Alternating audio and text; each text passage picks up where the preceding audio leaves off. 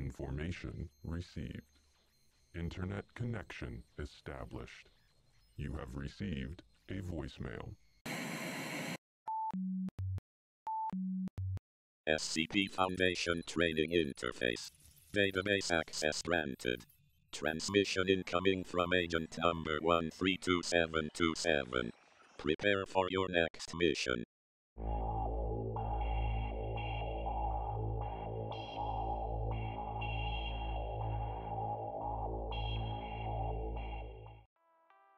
Mobile Task Force Kappa 42.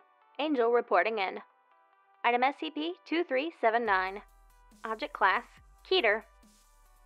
Special Containment Procedures. Foundation agents in meteorological agencies in the United States, Mexico, and El Salvador are to monitor any potential hurricanes or other extreme weather. In the event that such weather develops, agents are to destroy all suspected infestation sites via incarceration. Samples for research purposes are currently housed within Site-19 and Site-77. Monitoring of police reports and social media related to mobile home facilities are to be monitored for signs of SCP-2379's presence. Algorithms recognizing keywords frequently used to describe SCP-2379 infestations by civilians have been placed in major search engines to alert Foundation agents of possible infestation sites. These sites are to be dismantled and decontaminated by the members of MTF Psi-7, the Home Improvement Team. Any advanced infestations of SCP-2379 are to be destroyed via aerial incineration. Due to the ongoing presence of SCP-2379 infestations across multiple jurisdictions, agents operating in these areas must be prepared to enact basic containment of SCP-2379 and prepare them to be decontaminated. Civilians exposed to SCP-2379 are to be issued Class C amnestics and enrolled in substance abuse recovery programs under the guise of an opiate addiction. Description: SCP-2379 is an anomalous species of fungus, found primarily around population centers within North America. Instances of SCP-2379 most frequently resemble mobile homes, but other instances resembling mother-in-law cottages and rows of portable toilets have been discovered. Additional growths resembling lawn ornaments, welcome mats, and crude humanoid figures have also been documented. When subjected to hurricane-force winds or similar weather conditions, SCP-2379 structures will dissociate and produce several hundred spores. Approximately 3% of these will survive and reach their maturity within 24 hours of germinating. Mature instances of SCP-2379 are hollow, with test subjects describing the floors and walls as spongy. Occasionally, growths resembling tables, chairs, and kitchen sets are produced, although these are usually crude and unconvincing. Instances of SCP-2379 are fully mobile, using groups of small mycelium bundles to move. In order to entice an inhabitant, SCP-2379 will begin to produce an aerosol which induces euphoria in exposed subjects. The gas has addictive properties, and subjects affected by it are susceptible to suggestion and have difficulty with motor coordination. This effect is more pronounced in elderly subjects affected by SCP-2379. It has been documented as affecting individuals up to 4 kilometers away from the SCP-2379 infestation.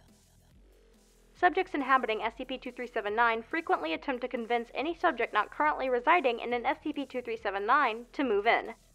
Individuals choosing to live in SCP-2379 affected buildings generally become more distrustful of outsiders and encouraging self-sufficient lifestyle choices such as growing food and producing their own tools.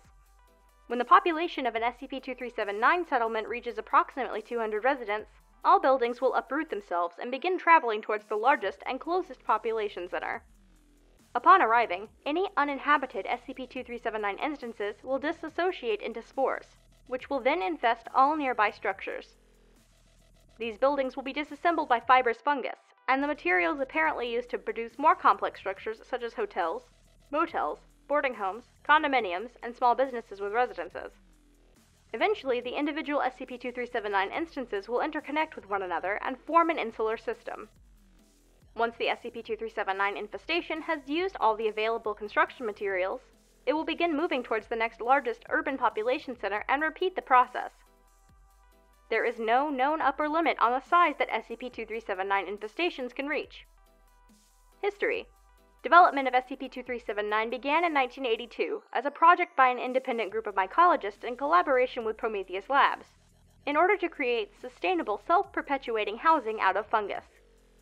Funding was provided by Prometheus Labs, which also provided fungal research materials and material support. In 1991, instances of SCP-2379 germinated and took the form of a standalone research lab. After several fatalities, Prometheus Labs attempted to evacuate the facility.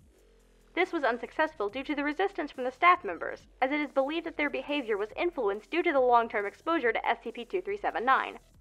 Prometheus Labs personnel destroyed all infested materials via incineration and detained the resisting staff members.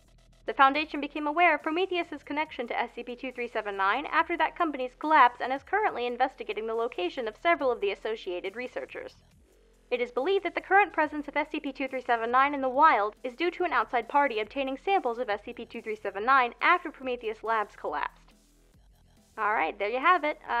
So good rule of thumb, anytime you go into a building, if it feels spongy, leave. Stay safe, stay alert, and I prefer my houses to be made out of, wood.